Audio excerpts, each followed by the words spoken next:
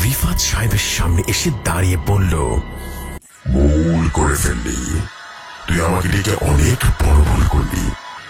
আমি মৃত ছিলাম, ভালোই ছিলাম, জাগিয়ে দিবি। রিফাত সাহেব থর থর করে কাঁপছে, ভয়ে তার শরীরের সমস্ত লোম দাঁড়িয়ে গেল। তিনি লক্ষ্য করলেন ধীরে ধীরে অবয়বটা আরো দানবীয় আকার ধারণ করল, আর খুব দ্রুত এসে রিফাত সাহেবের শরীরে প্রবেশ করে বলে উঠল, দুনিয়া।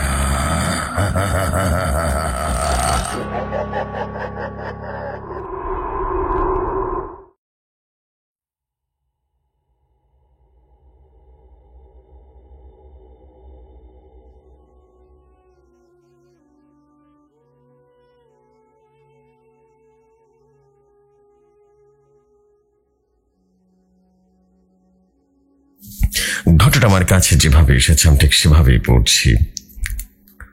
আমার নাম শাকিল। জীবনের এক বিশেষ ঘটনা বলছি, এক ভয়ঙ্কর ঘটনা যা আমি কখনো ভুলতে পারবো না। যখনই সেটা মনে করি আমার শরীরের প্রতিটা শিরা উপশিরা যেন শীতল হয়ে যায়। কেবল মনে পড়ে বন্ধু আরিফের মৃত্যু আর সেই ভয়াবহ দিনগুলোর কথা, রাতগুলোর কথা, অভিশাপের কথা। আমার বন্ধু আরিফ ছিল প্রাণবন্ত, হাসি খুশি একজন মানুষ, কিন্তু তার মৃত্যুর আগে কয়েকটা দিন ওর চেহারায় কোনো এক অজানা আতঙ্কের ছাপ লক্ষ্য করেছিলাম। ও যেন প্রতিটা মুহূর্তে কারো ছায়া অনুসরণ করছিল। কেমন যেন বারবার ভয় পেত। ওর চোখে মুখে একটা ভয়ের ছাপ দেখতাম, কিন্তু কাকে ভয় পাচ্ছে তাই স্পষ্ট করে বলতে পারত না। মৃত্যুর আগে এক রাতে সে আমার কাছে এসে কিছু কথা বলছিল, যা তখন আমি তেমন একটা গুরুত্ব দিয়ে শুনিনি। আরিফ বলছিল, শাকিল, তোর সাথে কিছু বলার ছিল রে, বুঝতে পারছি না কিভাবে বলবো, কিন্তু বিশ্বাস কর আমাকে কেউ বারবার ফলো করছে, একটা অদ্ভুত অন্ধকার ছায়া যেন আমাকে তাড়া করছে, বুঝলি। আমি হেসে দিয়ে বললাম, আরিফ তুই এত চিন্তা করছিস কেন? চিন্তা করিস না, হয়তো বা স্বপ্ন দেখছিস, এইসব কিছু না রে ভাই। কিন্তু এখন আমার নিজের সেই কথা ভাবলেই কেমন যেন ভীষণ পীড়া দেয়। কেন সেদিন ওর কথা বিশ্বাস করিনি? কারণ তখন যদি আমি ওর কথা বিশ্বাস করতাম না, তার হয়তো আজ এই ভয়ঙ্কর স্মৃতি আমার জীবনে জায়গা করে নিত না। আরিফের মৃত্যুর দুদিন আগে একটা অদ্ভুত ফোন কল এসেছিল। ফোনের ওপার থেকে খুব ভারী শ্বাসের একটা আওয়াজ হচ্ছিল, মনে হচ্ছিল কে যেন নিঃশ্বাস নিচ্ছে, আর কোনো কথা বলছিল না। বোধহয় ভেবেছিলাম হয়তোবা ফোনটা ভুলে কেউ একজন দিয়েছে। তবে এই ফোন কলের পর থেকে আরিফের চেহারা ক্রমাগত বেশ ভয়ঙ্কর হয়ে উঠল। দুদিন পর সবাইকে স্তব্ধ করে দিয়ে আরিফের মৃত্যুর সংবাদ আমার কানে আসলো। ডাক্তার বললেন হার্ট অ্যাটাক, কিন্তু তার মৃতদেহের চেহারায় যে আতঙ্ক আর শ্বাসরুদ্ধ করে যন্ত্রণার ছাপ ছিল তা আমি কোনোভাবেই ভুলতে পারিনি। তার মৃত্যুর পর আমার দিনগুলো কেমন যেন শূন্যতায় ভরে গিয়েছিল। আরিফের কথা ভাবতে ভাবতে আমার রাতের ঘুম যেন হারাম হয়ে গিয়েছিল। আর ঠিক তখন থেকে আমার জীবনে শুরু হয় এক অদ্ভুত ভয়ঙ্কর অধ্যায়। প্রথমে আমি রাতের বেলা ঘুমের মধ্যে অস্বাভাবিক কিছু অনুভব করতে থাকি, একটা হিমশীতল অনুভূতি যা আমার শরীর জুড়ে ছড়িয়ে পড়ত। আমি ভেবেছিলাম এটা হয়তোবা আরিফের মৃত্যুজনিত মানসিক প্রভাব, কিন্তু এরপর থেকে যা হতে শুরু করলো না তা ছিল একেবারে অবিশ্বাস্য। এক রাতে ঘুমের মধ্যে হঠাৎ একটা ভারী নিঃশ্বাসের আওয়াজ শুনতে পাই। চোখ খোলার সাথে সাথে দেখি বিছানার পাশে দাঁড়িয়ে আছে একটা ছায়া। সে ছায়া যেন আমার দিকে তাকিয়ে অসহায়ভাবে হেসে উঠল। আমি যেন ঠান্ডা ঠান্ডা ঘামে ভিজে গিয়েছিলাম। সে ছায়া মূর্তিটা মুহূর্তে মিলে গেল, কিন্তু আমার শরীর তখনও কাঁপছিল। মনে হচ্ছিল কে যেন আমাকে প্রাণের ভয় দেখাচ্ছে। এরপর প্রতিদিনই রাতের বেলা সেই ছায়া আমার সামনে দেখা দিচ্ছিল।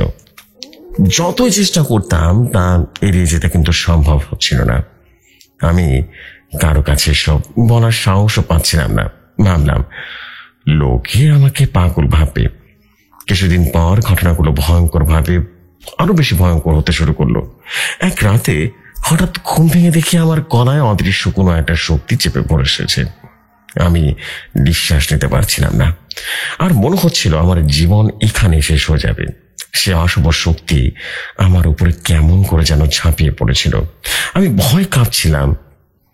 আমি নিজেই বুঝতে পারছিলাম কোনো অশুভ ডেভিল আমাকে যেন তাড়া করছে, যেন সে অশুভ শক্তির প্রতিশোধ নেয়ার খেলা চলছে। এমন সময় আরিফের মৃত্যুর ঘটনাটা মনে পড়ে গেল। ও একই রকম আতঙ্কে ভুগছিল, আর তার অস্বাভাবিক মৃত্যুর পর সে ডেভিল যেন আমাকে তার পরবর্তী শিকার বানাতে এসেছে।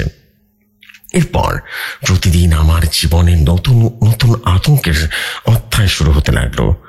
রাতে সে ছায়া আমার ঘরের চারপাশে হাঁটাচলা করত। মাঝে মাঝে ঘরের জানালা তাকে দেখতে পেতাম, আর সে হাসতো, এক ঠান্ডা নিষ্ঠুর হাসি। ঘরের বাতাস যেন মুহূর্তে ভারী হয়ে উঠত, শ্বাস নিতে কষ্ট হতো।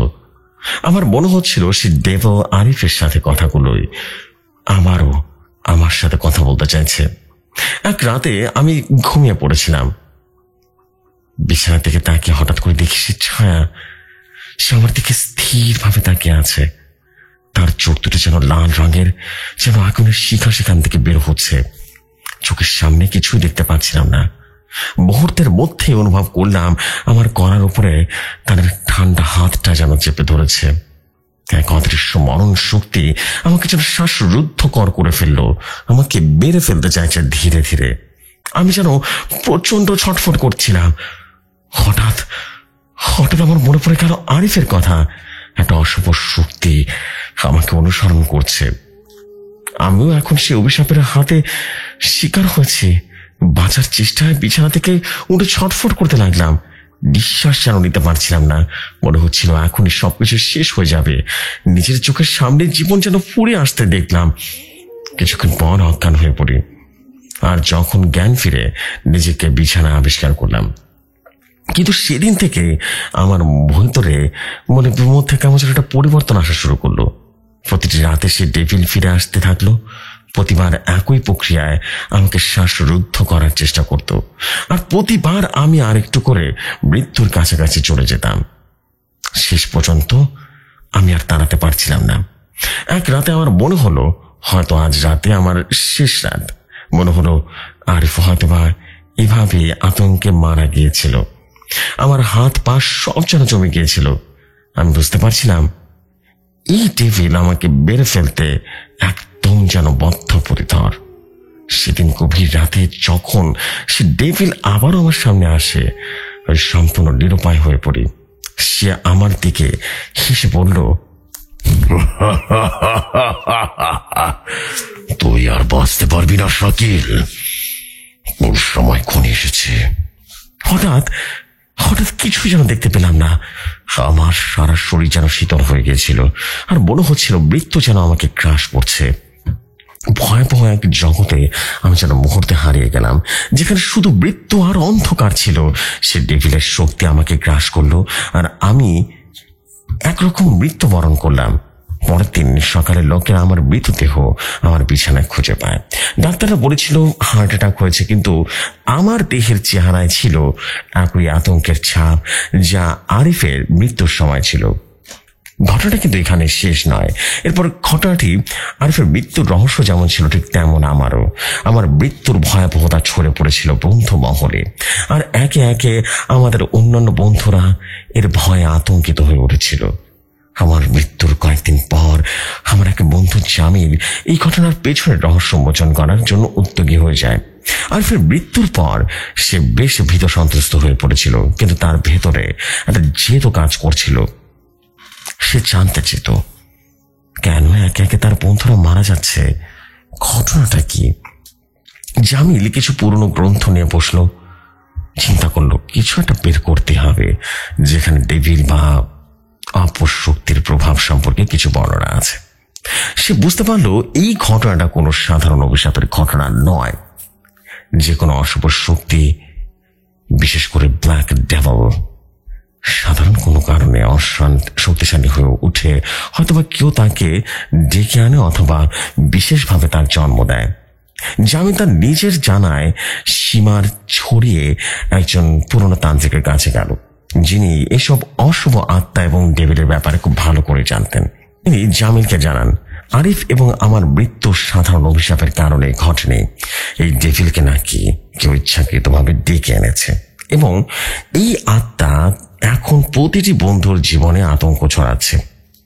সে জানালো, যতদিন না এই ডেভিলের আসল উৎস খোঁজ খবর বের করে নষ্ট করা হবে, ততদিন এই ডেভিল তার পছন্দের শিকার বেছে নিতে বাধ্য করবে এবং হত্যা করবে তাদেরকে। জামিল আরো আতঙ্কিত হয়ে ওঠে। সে বুঝতে পারে তার বন্ধুত্বের চক্রের কারো ভেতরে কেউ হয়তোবা এই অশুভ ডেভিলের সঙ্গে জড়িত। কিন্তু কি এই ভেতরের শত্রু? কার ভয়ঙ্কর ইচ্ছার ফলে এই ডেভিল তাদের মাঝে এসেছে? তারপর একদিন গভীর রাতে জামিল অনুভব করলো তার ঘরের আশেপাশে সে অশুভ ছায়ার উপস্থিতি। জামিল অনুভব করলো সে ডেভিল এখন তাকে তাড়া করছে আর সময় দ্রুত ফুরিয়ে আসছে। জামিল ভীষণ ভয় পেল, কিন্তু সে শপথ গ্রহণ করলো যে করেই হোক সে ডেভিলকে ঠেকানোর জন্য প্রয়োজনীয় সব ব্যবস্থা গ্রহণ করতেই হবে, তথ্য সংগ্রহ করতেই হবে। জামিলের ভেতরে প্রতিজ্ঞা শক্তিশালী হয়ে উঠল। ভয় তার মনকে যেন ঘিরে ধরেছিল। সে বুঝতে পারছিল এক ভুল পদক্ষেপ তার জন্য মৃত্যুদণ্ড বয়ে নিয়ে আসতে পারে, যেমনটা ঘটেছে আরিফ আর আমার ক্ষেত্রে। তবুও সে বন্ধুরা একে একে যেভাবে মারা গেছে তা সহজে মেনে নিতে পারছিল না। একদিন রাতের বেলা তান্ত্রিকের পরামর্শ মতো সে একটা বিশেষ রীতির আয়োজন করে। এই রীতির মাধ্যমে সে ডেভিলের উপস্থিতি অনুভব করার চেষ্টা করবে এবং তাকে প্রতিরোধ করার জন্য কিছু প্রয়োজনীয় মন্ত্র বলবে। গভীর রাতে শুরু হয়ে যায় তার এই সাধনা। ঘরের চারপাশে বিশেষ তেল এবং রক্ত দিয়ে একটা গোলাকারের চিহ্ন আঁকে, যা নাকি ডেভিলকে ঘরে আটকে রাখতে সক্ষম। তান্ত্রিকের বলে দেওয়া মন্ত্র উচ্চারণ করতে থাকে জামিল এবং মন্ত্র পাঠের সময় হঠাৎ যেন বাতাস ভারী হয়ে উঠল।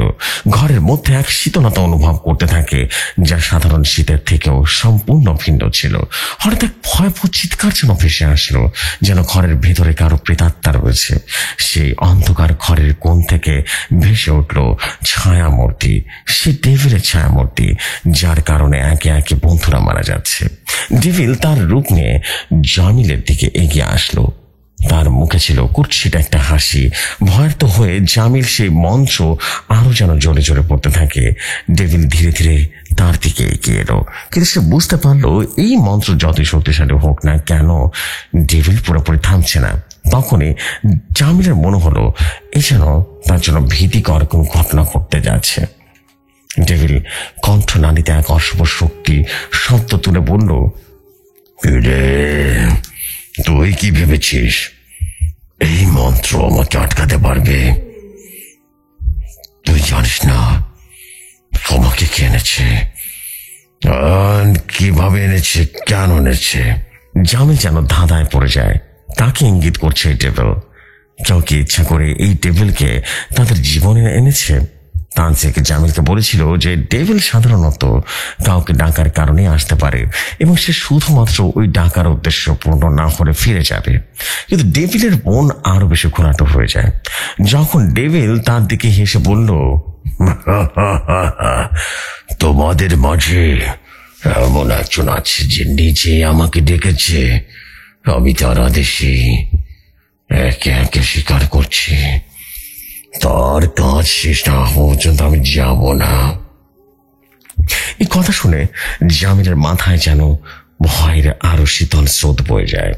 তার মনে হতে থাকে তার বন্ধুদের মধ্যে লুকিয়ে থাকা একজনে তার জীবন নিয়ে খেলছে। কে হতে পারে সে?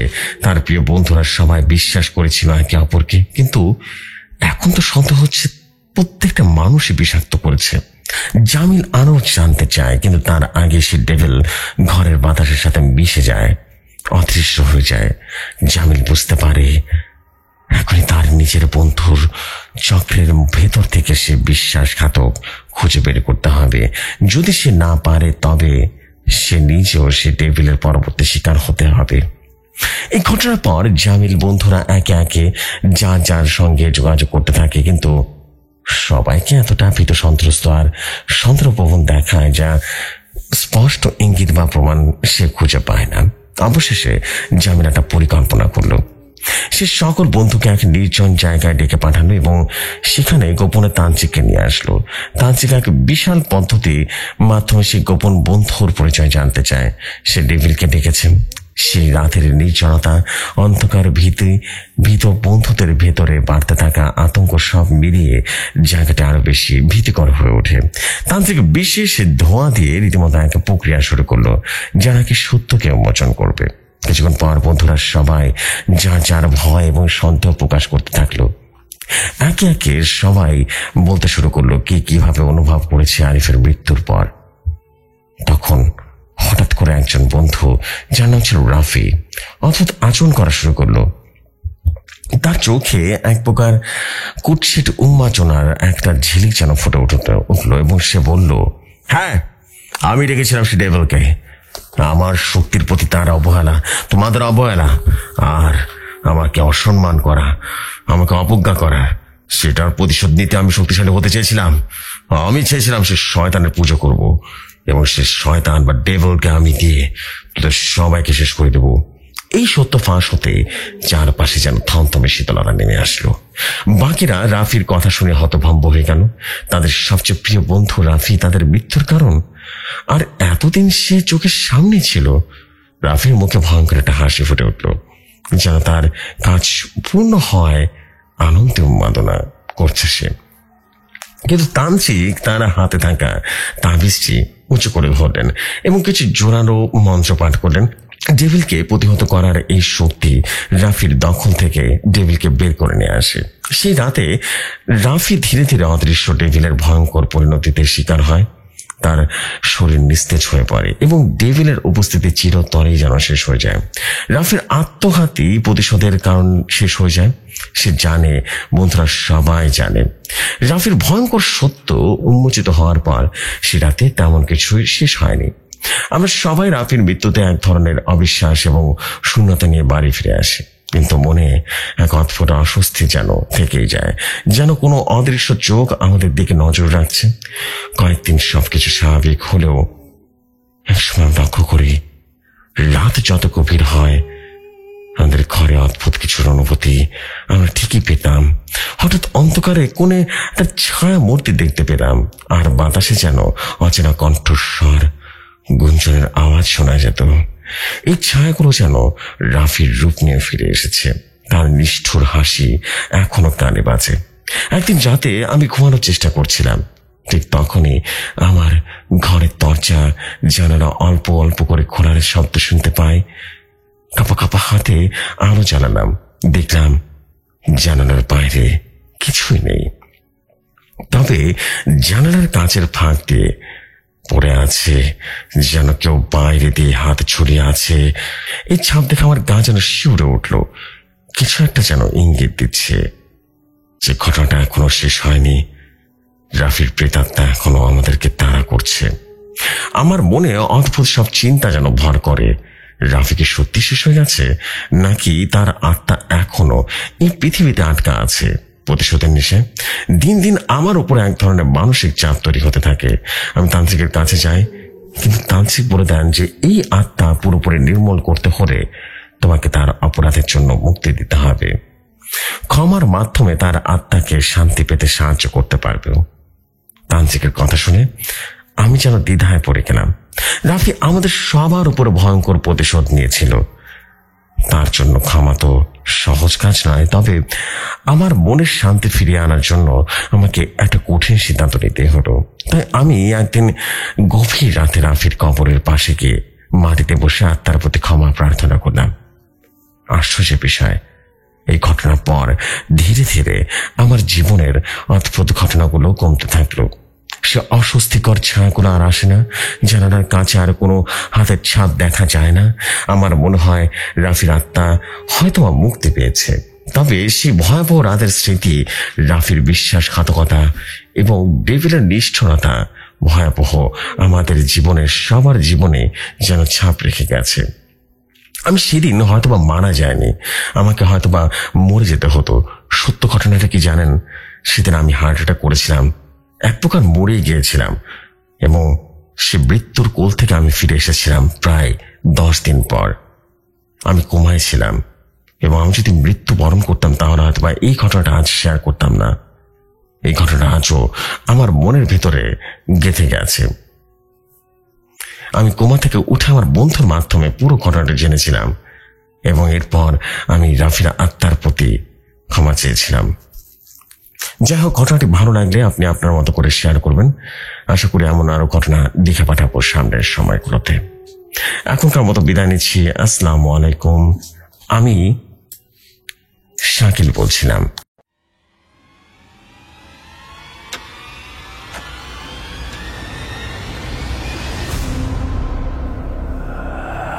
ওয়ালাইকুম আসসালাম আমাদের প্রিয় শাকিল ভাই। What I story man.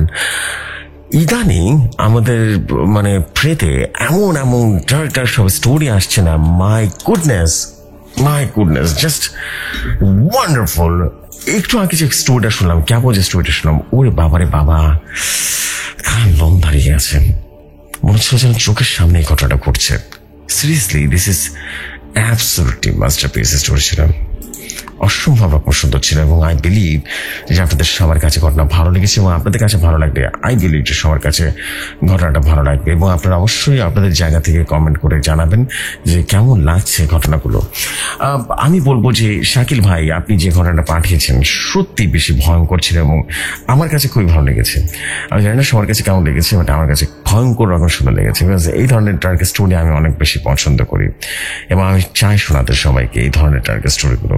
মারাত্মক সুন্দর ছিল, মারাত্মক। ভাই, আপনার কাছে এই ধরনের আরো স্টোরি যদি থাকে, বা আপনার বন্ধু বান্ধবের সাথে ঘটে গেছে এরকম ঘটনা যদি থেকে থাকে, আপনি দেরি করবেন না, জাস্ট আমাকে পাঠিয়ে দিবেন। আমি ডেফিনেটলি আপনার ঘটনা শেয়ার করবো, কথা দিচ্ছি। বিকজ আপনার ঘটনা জাস্ট মাইন্ড ব্লোয়িং ছিল ভাই, mind blowing. Love you bro, এবং অবশ্যই আপনার পরবর্তী ঘটনা অপেক্ষায় থাকছি। আমি চলে যাচ্ছি আমাদের আজকের পর্বের শেষ ঘটনা, এবং আশা করছি শেষ ঘটনা অনেক বেশি ভালো লাগবে। চলে যাই সরাসরি শেষ ঘটনায়।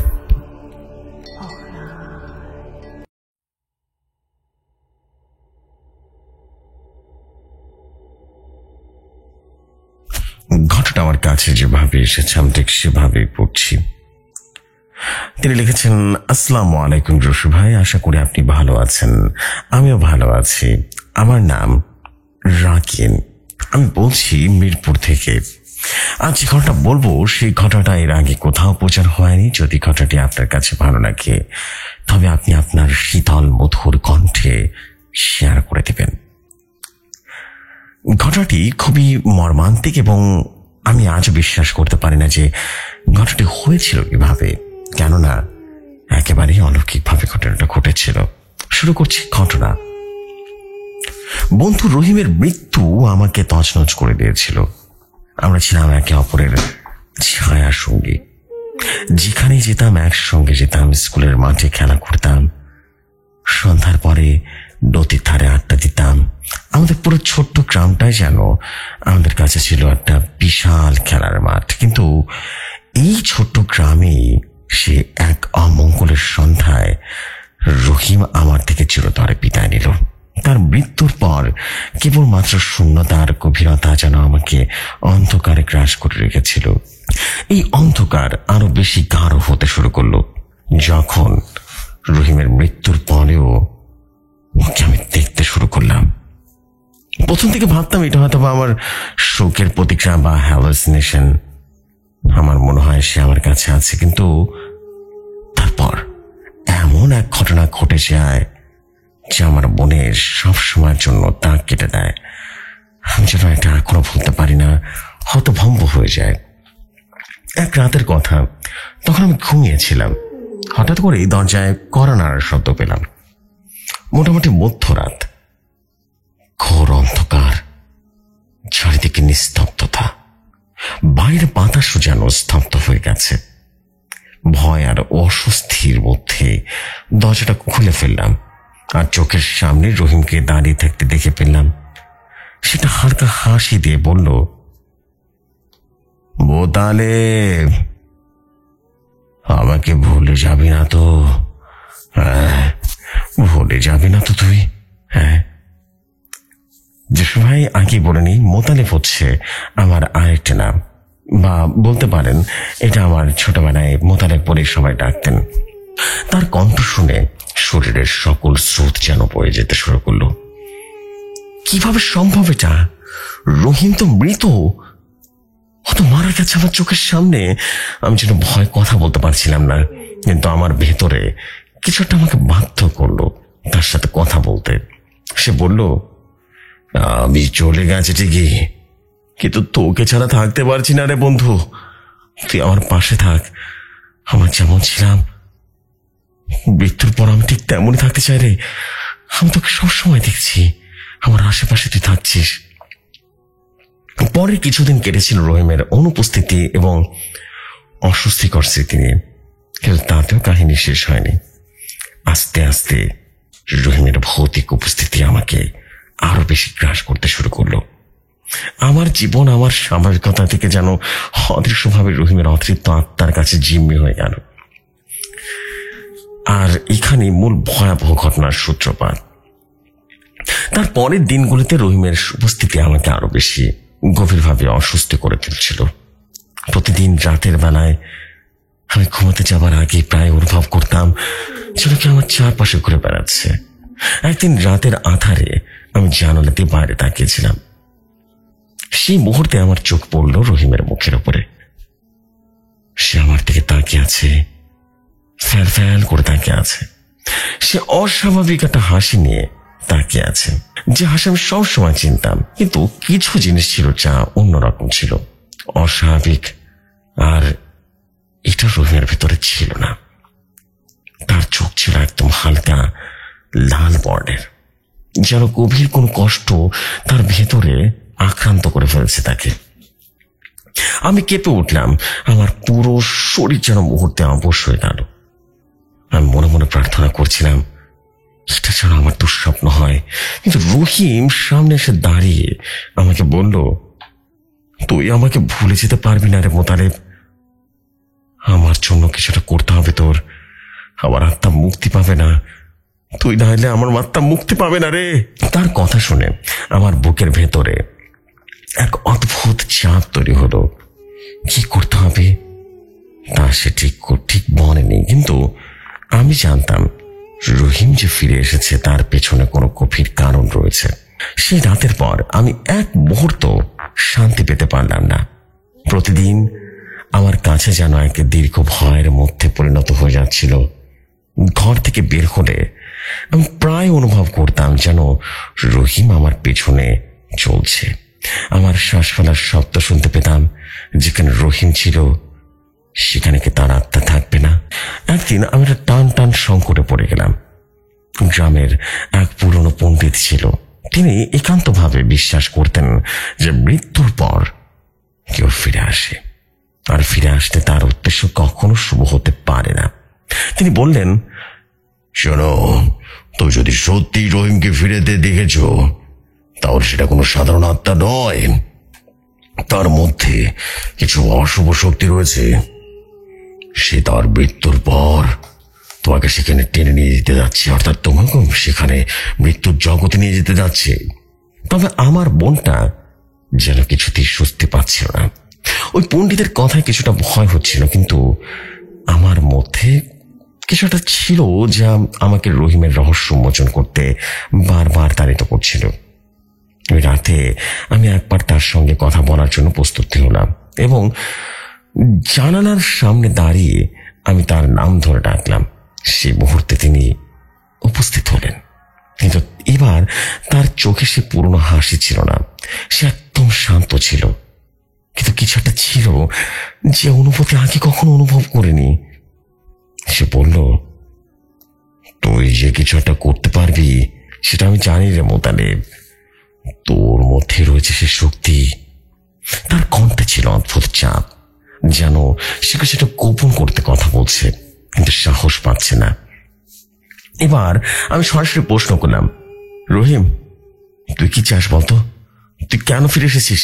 মৃত্যুর পরে তোকে ফিরে আসে না। রহিম কেমন যেন চুপ করে থাকলো। তারপর সে বলল, বন্ধু, আমার মৃত্যুটা একটা দুর্ঘটনা ছিল মোতালেব, তাতে আমি যে অতিরিক্ত রেখে গেছি সেটা আমি জানতাম না রে।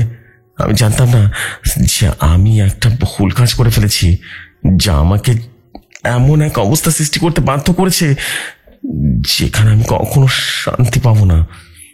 আমি ফিরে এসেছি, তোর সাহায্য চাই বন্ধু, তোর সাহায্য চাই। তখনই আমি বুঝলাম রহিমের মৃত্যুর মধ্যে কিছুটা ছিল। এটা ছিল একটা অশুভ প্রভাব যা তার আত্মাকে শান্তি দেয়নি। তার মৃত্যু ছিল খুব রহস্যময়, অথচ তার আত্মা এখন আমাকে সাহায্য চাইছে বা আমার কাছে সাহায্য চাইছে। কিন্তু কিভাবে সাহায্য করব আমি, কোথা থেকে শুরু করব আমি? তারপর রহিম বলল, তোর কাছে একটা জিনিস আছে মোতালেব, যেটা তুই ভুলে গিয়েছিলিস। যদি সেটা ফিরে পাও আমাকে আমাকে মুক্ত করবি তুই, আর তুই তুই শান্তিতে থাকতে পারবি দোস্ত। প্লিজ আমাকে মুক্ত কর। কিন্তু রহিম কোন জিনিসটা বলছিল সেটাই আমি ধরতে পারছিলাম না। তার চোখে এক অদ্ভুত তীব্রতা ছিল যা আমি ভুলতে পারছিলাম না। তার কথা মনে হলো যেন কিছুটা ছিল তার কথার ভিতরে যা আমাদের বন্ধুত্বের গভীরতার দিকে ধীরে ধীরে কোনো সম্পর্ক ছিল না। এটা ছিল একটা ব্যথা, এক অজানা ভয়। এখানেই কাহিনীর নতুন ভাগ শুরু হয়ে যায় জেফরি ভাই। রহিম যে জিনিসগুলো কথা বলেছিল সেটা নিয়ে আমি বেশ বিভ্রান্ত হতে শুরু করলাম। তার কথা ছিল আমি যদি ওই জিনিসটা খুঁজে পাই তবে তার আত্মা মুক্তি পাবে, এবং সে মুক্তি পাবে, শান্তিতে থাকতে পাবে মৃত্যুর পরেও। কিন্তু সেটা কি জিনিস, কোথায় রয়েছে, সে কিছুই আমাকে বলল না। কেবল তার চোখে এক অদ্ভুত জিজ্ঞাসা আর তীব্রতা ছিল। আমি জানতাম রহিম কখনো মিথ্যে বলতো না। তার মৃত্যুর পর তার আত্মা ফিরে আসার পেছনে নিশ্চয় কোনো কারণ ছিল। কিন্তু সেটা কি? রাত গভীর হয়ে আসছিল আর আমি ঘর ছেড়ে বের হয়ে গেলাম। গ্রামের পণ্ডিতের কাছে ফিরে গিয়ে তার কাছে আরো কিছু তথ্য জানতে চাইলাম। তিনি খুবই চিন্তিত হয়ে পড়লেন। যে জিনিসটি রহিমের কাছে ছিল সেটা কোনো সাধারণ বস্তু নয়। সেটা কিছু অসাধারণ একটা প্রাচীন মুদ্রা ছিল, যার সময় হারানো ধন সম্পদ সংগ্রহ করা হয়েছিল। কিন্তু এই মুদ্রার সঙ্গে রয়েছে এক অদ্ভুত শক্তি, অশুভ শক্তি, যে মানুষ এই মুদ্রাটি ধারণ করবে না সে কখনো শান্তি পাবে না, আর তার আত্মাও স্থায়ীভাবে শান্তি লাভ করতে পারবে না। এই কথাগুলো শুনে আমি বেশ চিন্তিত হয়ে পড়লাম। রহিমের মৃত্যুর পর ফিরে আসার রহস্য আরো বেশি অন্ধকার হয়ে গেল। পণ্ডিত আরো বললেন, এইটা একটা অভিশপ্ত মুদ্রা। যদি রহিম সেই মুদ্রাটি কোনোভাবে নিজের কাছে রেখে থাকে না, তবে সে নিজে অশুভ শক্তির শিকার হয়ে গেছে। আমি বিভ্রান্ত হয়ে পণ্ডিতের কাছে বিদায় নিয়ে আবারও নিজের বাড়ি ফিরে এলাম। এরপর থেকে রহিমের সাথে দেখা হওয়া, আরো ঘন ঘন কথা হতে থাকা, তার উপস্থিতি ছিল অবিচ্ছেদ্য। কখনো ঘর থেকে বের হলে সে আমার সামনে দাঁড়িয়ে থাকতো, কখনো আবার জানালার পাশ দিয়ে তার মুখ দেখা যেত। সে আমাকে জোর দিয়ে বলতো, তুই আমাকে সাহায্য করবি তো মোতালেব, সাহায্য করবি তো, তুই ছাড়া আমি মুক্ত হতে পারবো না। কিন্তু আমি কি করতে পারি? রহিমের মৃত্যুর পর ফিরে আসা, তার আবছা অনুভূতি, আবছা উপস্থিতি সব মিলিয়ে আমার মাথায় যেন বিপর্যস্ত হয়ে গেল। একদিন এক গভীর রাতে আমি এবং আমার পণ্ডিত বন্ধু মিলে রহিমের বাড়িকে অনুসন্ধান শুরু করলাম। রহিমের পুরনো ঘরটিতে ঢুকতেই আমি যেন অনুভব করলাম যে কিছু একটা অদ্ভুত আছে। বাতাস ভারী হয়ে গেছে এবং ঘরটি অন্ধকারে ভরে গেছে। রহিম পুরনো বিছানার নিচে আমি দেখতে পেলাম একটা পুরনো কাঠের বাক্স। যখন আমি বাক্সটা খুললাম, আমার সামনে ছিল মুদ্রাটি, আর একটি সোনালী মুদ্রা, যা একটা অদ্ভুত আলো ছড়াচ্ছিল। আমার হাত থেকে মুদ্রাটি পড়তেই ঘরের পরিবেশ অদ্ভুতভাবে বদলে গেল। চারপাশে একটা চাপা নিস্তব্ধতা যেন ঢুকে পড়ল, যেন কিছুই ভয়ঙ্কর হতে চলেছে।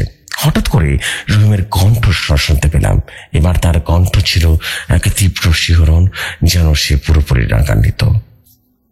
সে আমাকে বলল, তুই আমাকে বিপদে ফেলেছিস মোতালেব, চিৎকার করে বলল সে, আর বলল, তুই এটা নিয়ে গেলে আমার আত্মা মুক্তি পেত। আমি যেন চমকে উঠলাম। রহিমের কথার মধ্যে অসীম এবং অভিশাপের একটা কথা ছিল। তার শরীর কেমন যেন আমার সামনে অস্পষ্ট হতে শুরু করলো। সে যেন কোনো দুঃস্বপ্নে পরিণত হলো, আর তার উপস্থিতি আর ঘরে রইল না। আমি দ্রুত মুদ্রাটি হাতে নিয়ে পণ্ডিতের দিকে ছুটলাম। পণ্ডিত জানালেন, এটা ওই অভিশপ্ত মুদ্রা মোতালেব, এখন তুই তা ফিরিয়ে নিলে রহিমের আত্মা চিরকাল বন্দী হয়ে যাবে, কিন্তু তুই যদি ফিরিয়ে না দাও তবে তুই ওই আত্মার সঙ্গে আটকে পড়বি। তখন আমি বুঝতে পারলাম রহিমের সঙ্গে আমার বন্ধুত্বের মূল্য যে কতটা গভীর ছিল। একমাত্র তার আত্মাকে শান্তি দেয়া, তার অভিশপ্ত আত্মাকে মুক্তি দেয়া সম্ভব ছিল শুধুমাত্র সেই মুদ্রাটি তার দেহের পাশে রেখে দেয়া, এবং তাতে একটা ভয়ঙ্কর অভিশাপ ছিল, কিন্তু একমাত্র এইভাবেই রহিম মুক্তি পেতে পারত। আমি মুদ্রাটি দ্রুত গোপনে তার বাড়ির কাছের পুরনো কবরস্থানে রেখে এলাম। এরপর কিছুদিনের মধ্যেই রহিমের উপস্থিতি ধীরে ধীরে কমে যেতে শুরু করলো, আর সে অশুভ অনুভূতিগুলো যেন মিলিয়ে গেল। রহিমের আত্মা শান্তি পেয়ে তার নিজস্ব যাত্রায় চলে যেতে লাগলো, আর আমি এক বন্ধুর মৃত্যু আর অপ্রত্যাশিতভাবে ফিরে আসা আর তার শোকের মধ্যে যা দেখলাম, যা শিখলাম, তা ছিল এক গভীর দুঃখের অনুভূতি। তবে তার মৃত্যু আর ফিরে আসা আমাকে আরো বেশি শক্তিশালী করে দিয়েছিল, আর সেই অভিশপ্ত মুদ্রা ছিল আমার জীবনের সবচাইতে ভয়াবহ অভিজ্ঞতা। এটাই ছিল রহিমের মৃত্যুর পর ফিরে আসার ভয়াবহ ঘটনা, এবং তার আত্মা অভিশপ্ত হয়ে গেছিল, এবং সে অভিশাপ মুক্ত করতে পেরে আমি নিজেকে অনেক বেশি গর্বিত মনে করি। এই ছিল আমার কাহিনী। ঘটনাটি ভালো লাগলে আপনি অবশ্যই শেয়ার করতে পারেন জসিম ভাই। আসসালামু আলাইকুম, আপনি ভালো থাকবেন। প্রেত পডকাস্টের সবাইকে আমার সালাম জানাবেন। আমি মোতালেব ওরফে রাকিন বলছিলাম।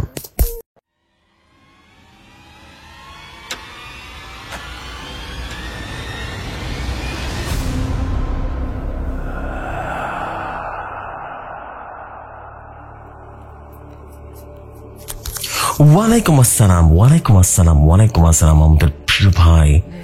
ওরে বাবারে বাবা, তার লোম দাঁড়িয়ে গেছে ভাই।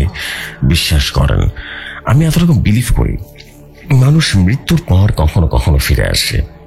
এটা কিন্তু হয় কোনো আত্মা যদি I don't have any idea যে এটা আসলে কতটুকু আপনারা বিলিভ করবেন বা না করবেন, বা আত্মা বা মৃত্যুর পর ফিরে আসার ব্যাখ্যাটা অনেকটা এরকম।